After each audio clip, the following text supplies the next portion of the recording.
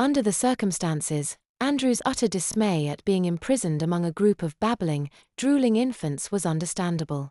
He had no clue that there were other semi-lost souls who were unconsciously enduring the same humiliation at being forced to creep about the nursery floor on all fours wearing nothing but diapers. Andrew's mortification was particularly keen. The hidden adult part of his mind hadn't been clouded by a spell, and he knew exactly what Joey was doing. When little Joey picked up a spit-covered teething ring from the floor that had been recently dropped by one of the nursery's inmates and put it in his mouth, Andrew wanted to vomit in absolute revulsion. The experience wasn't improved by the pleasant feelings pouring in from his mouth and tongue. It was the idea of sucking on another baby's drool-coated toy that made him queasy. The third woman noticed the sick look on Andrew's face as he watched Jimmy and became suspicious. As an experiment, she took the teething ring from Joey's mouth and quickly replaced it with one from the pockets of her apron before Joey began to cry. She walked over to Andrew with the teething ring half hidden in her hand and popped it into his mouth before he realized what she had done. When Andrew looked down his nose and saw the teething ring in his mouth, he spit it out and gagged in utter abhorrence. "Aha," the woman exclaimed. "So you are faking it. I knew it. Girls, gather round.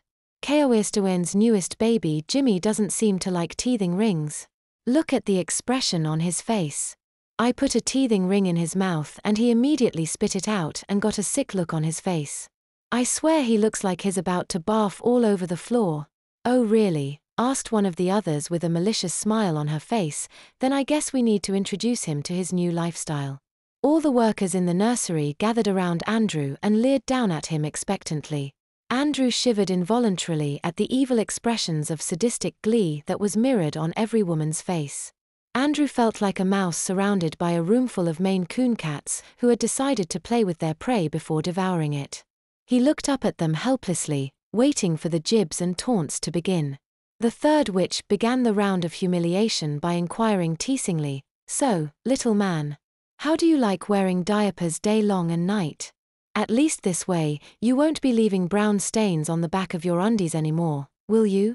Kaoistuen told us about you."